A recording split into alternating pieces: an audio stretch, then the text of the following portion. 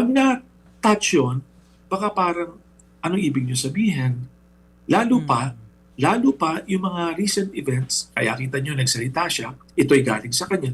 Recent events ay inungkat niya na meron siya mga kasama na who is now, who was arrested, di ba?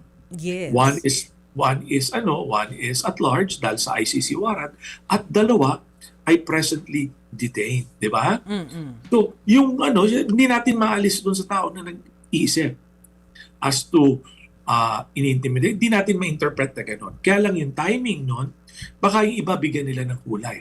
Pero to this extent, I could say na baka na-touch yung sensitivity ng senator. Mm. At saka parang naging issue nga rin nung dami ng lawyers sa Senate kanina eh.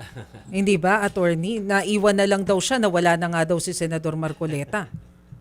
Oo, Oh, inisa-isa niya yun. Sabi niya, inisa-isa niya.